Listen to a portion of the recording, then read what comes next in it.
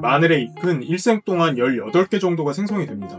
월동전에 마늘잎이 대여섯 개 생성됐을 건데, 그러면 나머지 10개가 넘는 잎은 월동 후부터, 이제부터 시작인 셈입니다. 그러니까 기비도 잘 챙겨주셔야겠지만, 사실 추비가 마늘잎의 3분의 2와 9의 비대까지 책임져줘야 되는 아주 중요한 작업입니다. 추비 얼마나 중요한지 아시겠죠? 밑거름보다 2배는 더 신경을 써줘야 우리는 제대로 된 마늘을 수확할 수 있습니다. 오늘은 부직포를 벗긴 이후에 어떤 작업을 추비보다 먼저 처리를 해줘야 되는지, 추비는 어떤 것을 몇 번에 걸쳐서 어떻게 줘야 하는지 차근차근 말씀드리겠습니다.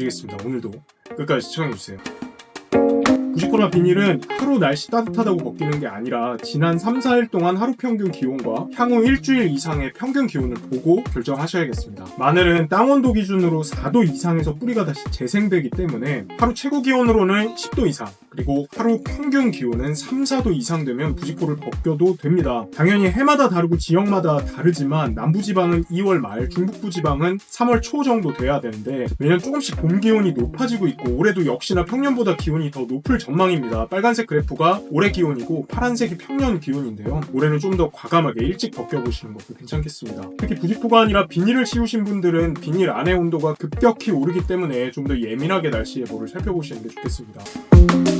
1차 추비는 부직포를 벗기는 정도의 기온이 된다면 바로 시작하실 수 있습니다만, 급하게 웃거럼을 줬을 때 오히려 득보다 실이 더 많을 수 있는데, 무슨 말이냐면 마늘의 뿌리는 이제 막 재생을 시작한 것이지 아직은 너무 여리고 양분을 흡수할 준비가 제대로 안 되어 있습니다. 정식 시기가 늦어서 훨씬 더 어린 한지역 마늘은 더 그렇겠죠. 아마 1차 추비로 요소나 질소 비중이 높은 NK 비료를 선택하는 분들이 많을 텐데, 이 어린 뿌리가 그런 질소질 성분이 분해되는 과정에서 발생하는 가스 때문에 피해를 입을 수도 있으니까 뿌리의 성장을 위해서 조금 기다리는 시간이 필요합니다. 그리고 작물들이 각각의 양분을 흡수할 수 있는 최저 온도가 양분마다 다른데, 질소만 10도 미만에서 흡수가 가능하고 나머지는 최소 12도 이상은 돼야 제대로 흡수할 수 있습니다. 기온이 4도 넘었다고 부직포 벗기로 날씨가 안 받쳐주는 때에 추비를 주면 질소만 흡수할 가능성이 있겠죠. 겨울 동안 햇빛을 잘 보지 못하고 약해져 있던 작물이 질소질만 만나면 수세를 회복하는 게 아니라 오히려 더 약해집니다. 질소의 독주와 옷자람을 견제할 수 있는 칼륨이 제대로 흡수될 수 있게 땅온도 13도에 도달할 때까지는 좀 기다려주시는 게 가장 이상적입니다.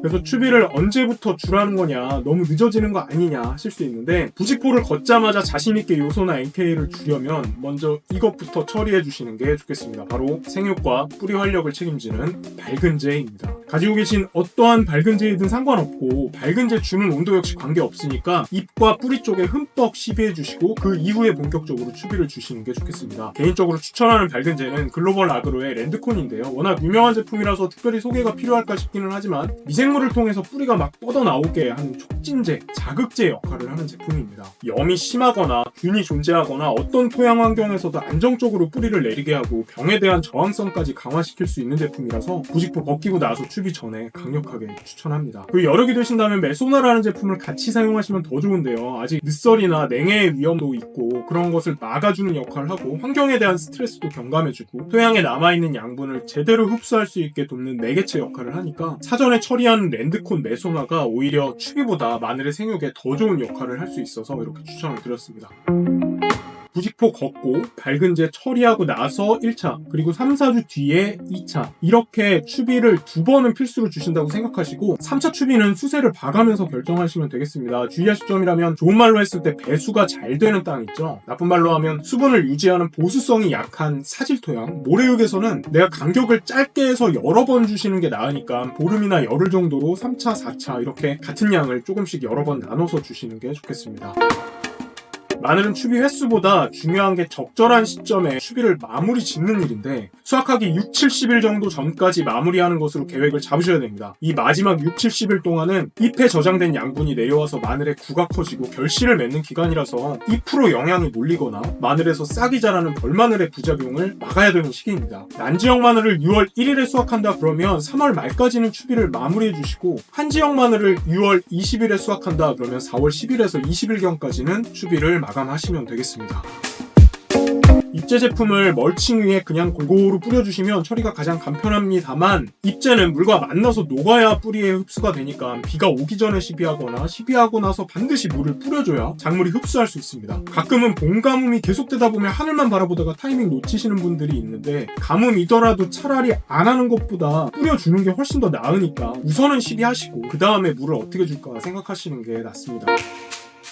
마늘 추비에서 가장 경계하라고 말씀드리고 싶은 건 1차 추비 때 요소만 투여하는 것입니다. 요소의 절반 정도는 가리비료를 같이 주셔야지 우짜라는 것도 막고 질소 과다로 발생하는 생리장애도 예방하고 마늘의 저장성도 확보할 수가 있습니다. 가장 이상적으로 생각하는 추비 구성은 딱 4가지 생각하시면 되는데, 바로 질소, 가리, 칼슘, 황입니다. 요소를 단용으로 사용하실 분들은 요소 플러스 황산가리를 섞어서 시비하시면 질소, 가리, 황이 해결되고요. 칼슘은 액상으로 따로 시비하시면 되겠죠. 참고로 칼슘은 단독으로 사용하시고 살충, 살균제와는 혼용하지 않으시는 게 좋습니다. 복합비료 사용하실 분들은 복합비료에 황산, 칼슘 섞어서 뿌려주시면 4가지 모두 해결될 수 있고요. NK비료를 사용하실 분들은 NK비료 플러스 마찬가지로 황산, 칼슘을 섞어서 뿌려주시면 되고, 요즘 대세인 NK비료, 그 NK에 칼슘이 더해진 유니칼슘 같은 제품 사용하실 분들은 유니칼슘에 입상 유황을 섞어서 뿌려주시거나 액상 유황만 따로 옆면 시비해 주시면 되겠습니다. 시비하는 양은 제품마다 다르니까 철저하게 제품 뒷면 권장 사용량을 따라주시면 되겠습니다. 근데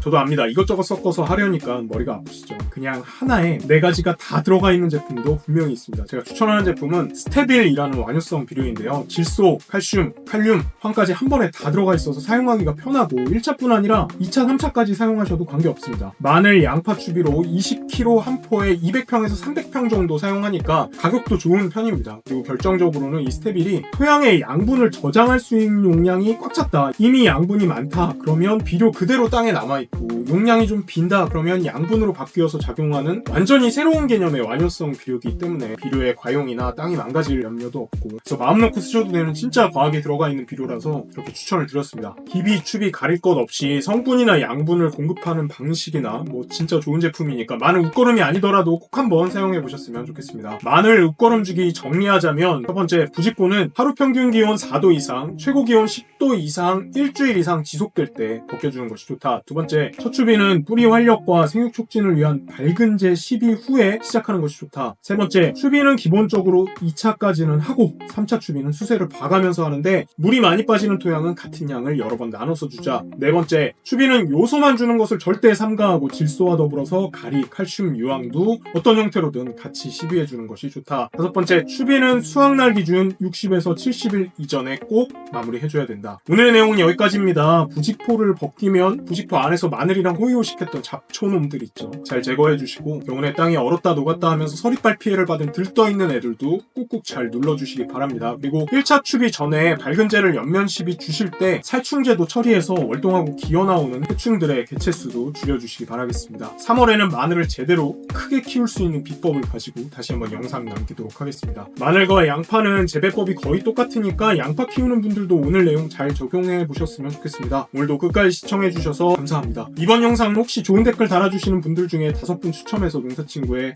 밝은제 뿌리 쑥쑥을 보내드리도록 하겠습니다. 분명히 제가 좋은 댓글이라고 말씀드렸어요. 혹시 냉해와 동해를 손쉽게 물리칠 수 있는 방법에 대해 알고 싶으신 분들 다음 영상 시청하시면 분명히 도움될 거라고 생각합니다. 지금까지 네이버 스마트 스토어 농사친구, 여기는 김포의 농약사 농사이야기, 저는 문상철이었습니다. 구독과 알림 설정 눌러주시면 늘 좋은 정보와 늘 좋은 제품으로 다시 찾아뵙겠습니다.